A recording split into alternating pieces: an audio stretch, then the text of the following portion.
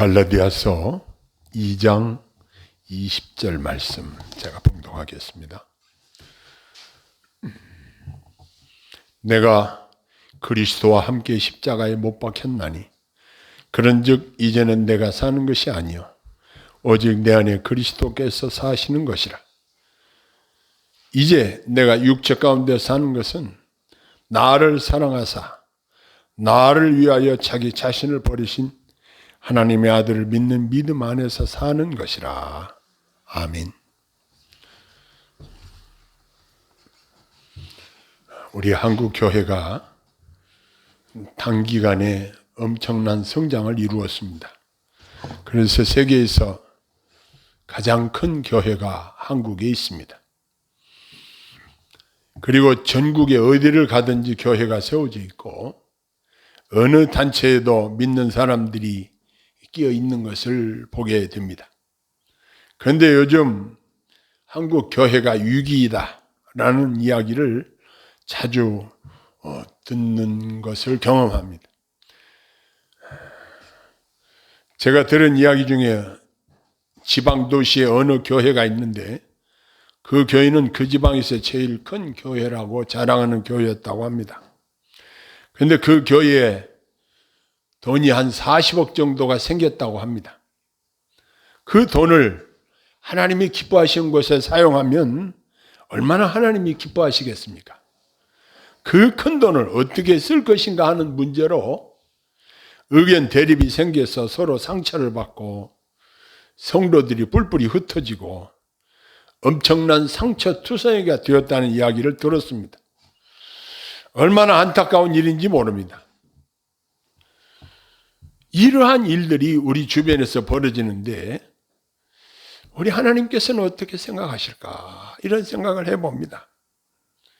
오늘 이 본문의 이야기는 우리에게 매우 중요한 복음의 핵심적인 이야기를 해주고 있습니다. 먼저 우리가 그리스도와 함께 십자가에 죽었다는 사실을 말씀하고 있습니다. 19절에 여기 보니까 내가 율법으로 말미암아 율법에 대하여 죽었나니 라고 했습니다. 사도 바울은 자신이 의롭다함을 얻은 것은 율법의 행함으로 얻을 수 없다는 것을 알았습니다. 유대인들은 해마다 동물을 가지고 와서 하나님께 제사를 드렸습니다. 그런데 이제는 과거처럼 죄를 용서받기 위해서 동물을 희생제물로 가지고 올 필요도 없음을 알았습니다. 왜냐하면 그리스도께서 우리들을 위하여 그 자신을 희생제물로 단번에 드리심으로 모든 희생제물은 그리스도 안에서 필요 없게 되었습니다. 사도 바울이 비록 율법에 대하여 죽었다고 하였지만 그렇게 된 것은 하나님을 향하여 새롭고 더 나은 삶을 살기 위함이었습니다. 사도 바울은 예수 그리스도께서 율법에 대하여 죽은 것 같이 예수 그리스도로 말미암아 하나님을 향하여 살았다는 사실을 말하고 있습니다. 이제 사도 바울은 위대한 선포를 하시는 말씀을 우리가 보게 되는데 내가 그리스도와 함께 십자가에 못 박혔나니 이렇게 말씀하십니다. 우리가 잘 아는 대로 첫사람 아담의 범죄로 말미암아 모든 인류에게 죄로 말미암아 사망이 왕노릇하게 되었습니다. 그런데 하나님께서 우리들을 사랑하시고 불쌍히 여기셔서 둘째 아담이신 예수 그리스도를 보내시고 예수님이 우리의 죄를 모두 대신 짊어지시고 십자가에 죽으신 것입니다. 이로 말미암아 믿는 우리들도 그리스도와 함께 십자가에 못 박힌 것으로 여기시고 우리들을 용서하시고 자녀로 받아주신 놀라운 은혜를 베풀어 주신 것입니다. 하나님 편에서 보실 때 우리들도 예수님처럼 예수님과 함께 십자가에 못 박힌 것으로 여겨주시는 것입니다. 과거 구약시대에는 해마다 사람들이 자기 죄를 용서받으려고 짐승을 잡아서 피를 제단에 뿌리고 제사를 지내야 했습니다. 그러나 그러한 것들은 다 실체 되시는 예수님의 대속의 죽으심에 대하여 그림자와 같은 것들이고 실체이신 예수님이 자신의 몸을 단번에 희생제물로 드리심으로 우리의 구원을 온전하게 다 이루신 것입니다. 할렐루야. 자, 그러면 만약 그렇지 않는다고 한다면 지금도 여러분 교회 올 때 그냥 오시면 안 돼요. 양이라도 한 마리 끌고 오셔야 돼요. 송아지를 끌고 오셔야 돼요.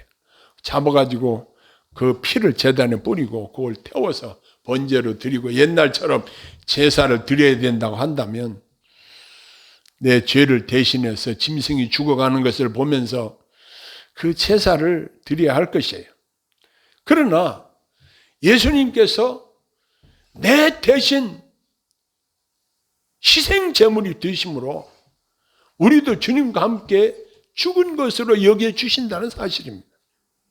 그런데 내가 교회 안에서 주와 함께 죽어야 하는데 살아있어서 분쟁을 일으켜서는 안 됩니다. 내가 살아서 주님이 받으실 영광을 가로채면 안 됩니다. 다른 지체들의 의사를 무시하고 내 주장만 앞세우면 분쟁이 생기는 것입니다. 나는 죽고 오직 주님의 뜻만이 올바로 나타나서 주님의 뜻대로 결정이 되고 주님이 홀로 영광을 받으셔야 하는 것입니다. 이 원리가 그리스도인들의 연합의 원리인 것입니다. 우리 가정생활에서도 내가 죽고 그리스도가 살아있어야 그 가정이 복된 가정을 이룰 수 있는 것입니다. 두 번째로 이제 내 안에 그리스도께서 사신다는 사실을 선포하고 있습니다. 사도 바울은 우리 주 예수님의 십자가 희생의 결과로 우리 안에 그리스도께서 사시게 되었다 이렇게 선포하고 있습니다.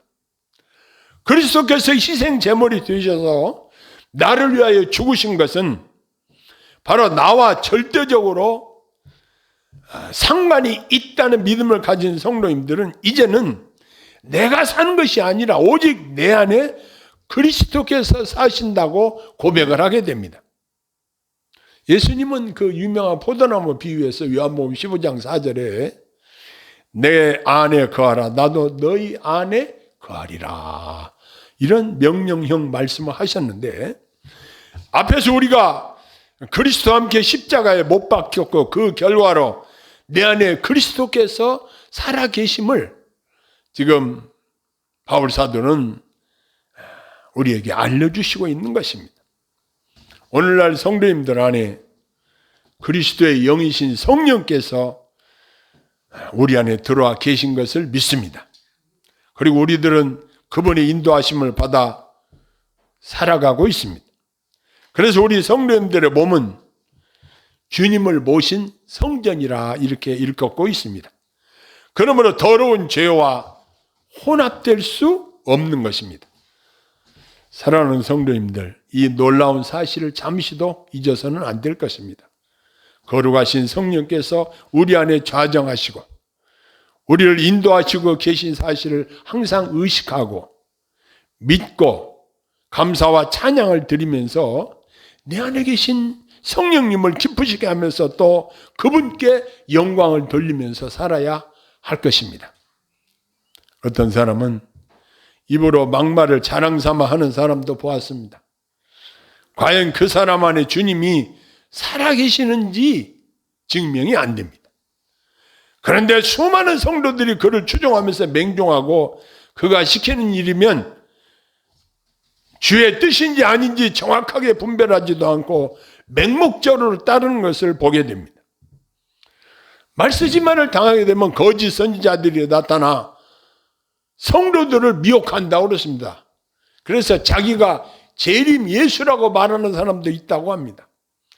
하나님이 우리들에게 영 분별의 은사를 주셔서 참과 거짓을 정확하게 분별할 수 있기를 소원합니다.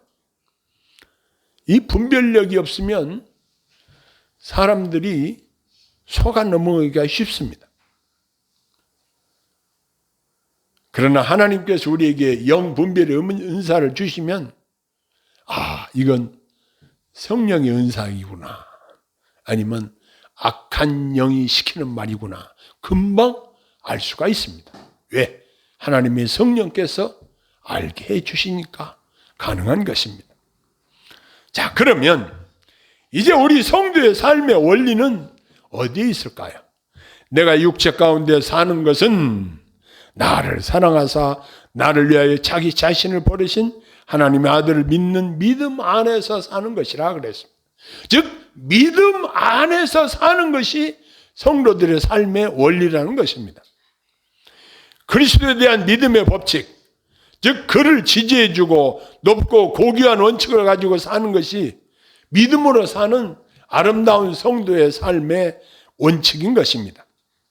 이것은 과거 율법을 지켜 의롭게 살려고 했던 율법주의적인 삶과는 판이하게 다른 삶인 것입니다. 앞서서 보면 베드로 사도가 이방인들과 식사를 하다가 할례자들이 유대인들이 오니까 그 자리를 피해서 자리를 뜬 이 사실을 가지고 바울 사도는 베드로에게 책망을 합니다. 그 일로 말미암아 사람들이 담대하게 주님을 믿는 신앙에 손해를 끼쳤다는 것이고, 그 율법주의적인 사고 때문에 형제들에게 좋지 않은 영향을 미쳤다는 이 사실을 인해서 베드로 사도를 책망한 내용이 나옵니다. 오늘날도 하나님의 교회에서 이 율법적인 이러한 신앙의 테두리에서 율법적인 신앙을 가지고 구원을 얻는 것으로 생각하는 이러한 사람들이 많이 있습니다. 그러나 분명히 하나님께서는 우리에게 복음의 은혜를 통해서 구원을 얻는다고 말씀해 주신 것입니다.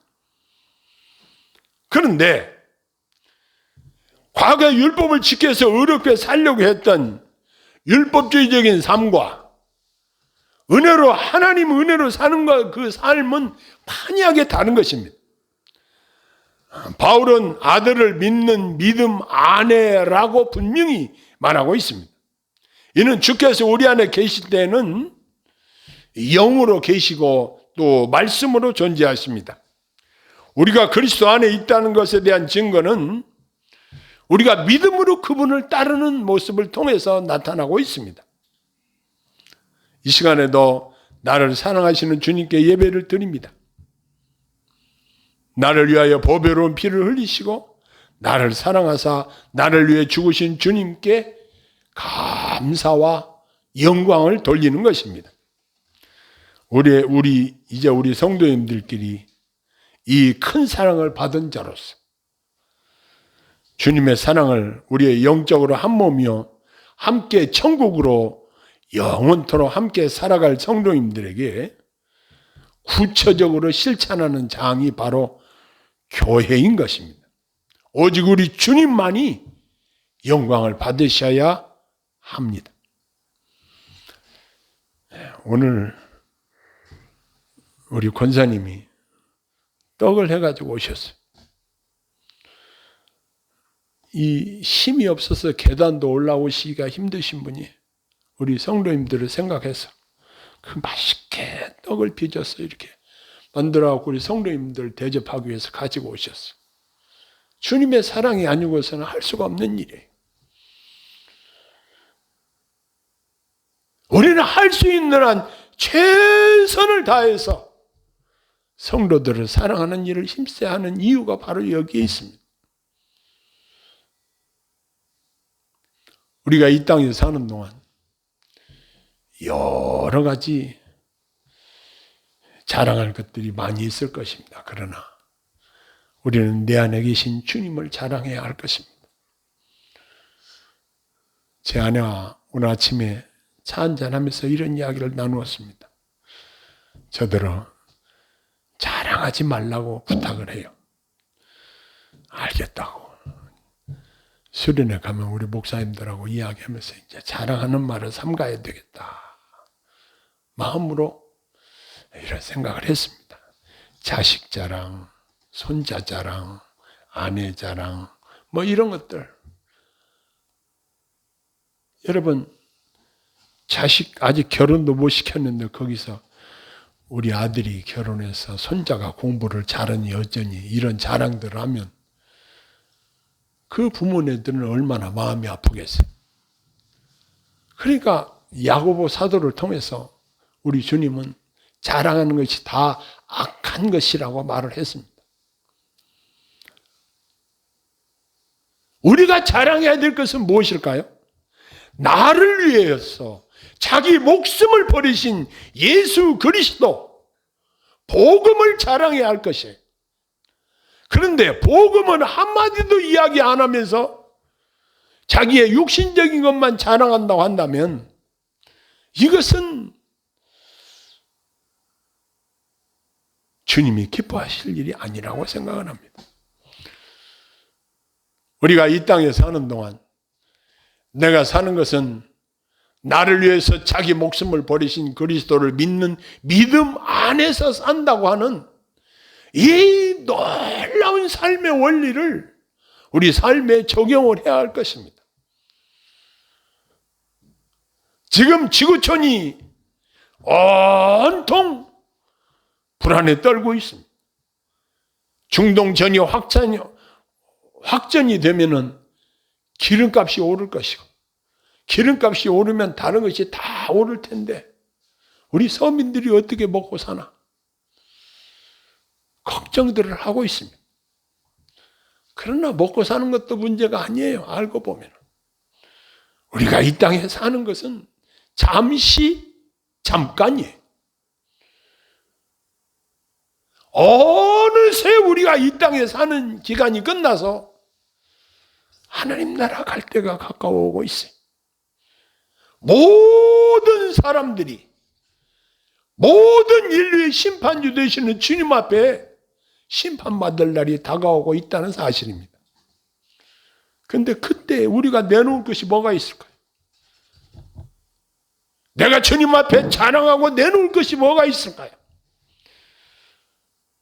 우리의 자랑은 나를 위해서 피 흘리신 예수 그리스도밖에 없어요. 주님이 나를 위해서 십자가에 달리셨잖아요. 주님이 나를 위해서 피 흘리셨잖아요. 주님이 나를 위해서 채찍에 받으셨잖아요. 주님이 나를 위해서 가진 고난 다 받으셨잖아요. 주님의 보혈의 공로밖에는 내놓고 자랑할 것이 없는 것입니다. 그러한 주의 백성들이 하나님 나라에 들어가는 것입니다. 복음의 은혜를 힘입어서 하나님 나라에 들어가는 것이에요. 지금 각자 나이가 차이가 있어요. 그러나 하나님 나라에 가는 것은 언제 하나님이 부르실지 몰라요. 하나님이 어떠한 방법으로 부르실지 몰라요. 주님이 우리를 부르시고 우리가 주님의 심판대 앞에 설 때 주님의 피 묻은 증거가 우리의 증거가 되어야 할 것이에요. 기도하겠습니다. 사랑의 아버지 하나님, 내가 그리스도와 함께 십자가에 못 박혔다고 하는 이 놀라운 사실, 어떻게 이 사실이 믿어지겠습니까? 성령께서 여기에 대한 깨달음을 주신 것을 감사합니다. 이제는 나를 사랑하사 나를 위해서 십자가에 죽으신 주님을 믿는 믿음으로 살게 하시고 하나님께 영광 돌리며 살아가게 하시고 이제 내 자랑을 멈추고 주님을 자랑할 수 있도록 도와주시옵소서. 예수님 이름으로 간절히 기도합니다. 아멘.